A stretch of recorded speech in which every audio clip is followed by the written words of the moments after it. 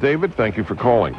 Yeah, I'm sorry to say this, Dennis, but I think you're one of the, well, you're just a scientific ignoramus, and I really think you owe your audience an apology for your ignorance.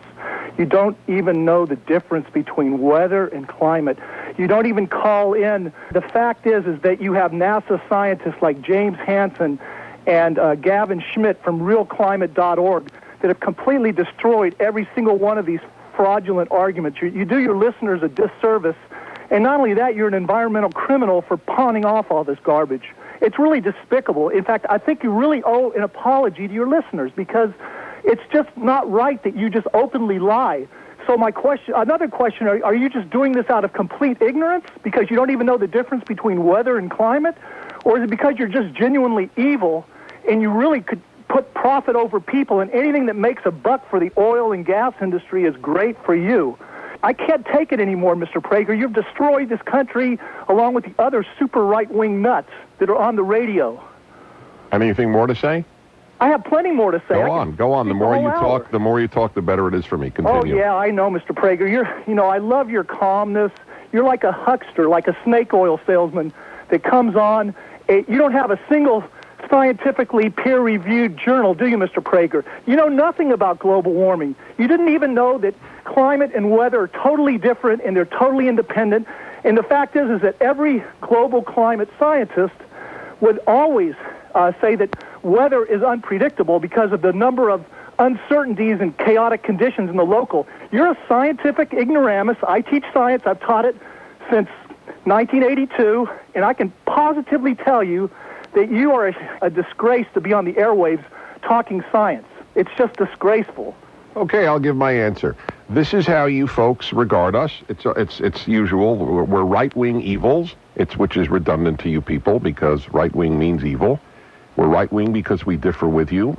What you say has no effect on me, but I think it's very helpful for my audience to understand the passion and anger and hatred that exists for anybody who questions the global warming hysteria.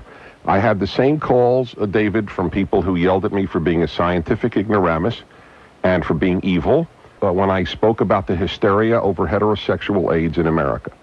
Time and Newsweek, like their hysteria about global warming will destroy us, so too they spoke about how AIDS will destroy millions upon millions of Americans, and it's going to be spread heterosexually.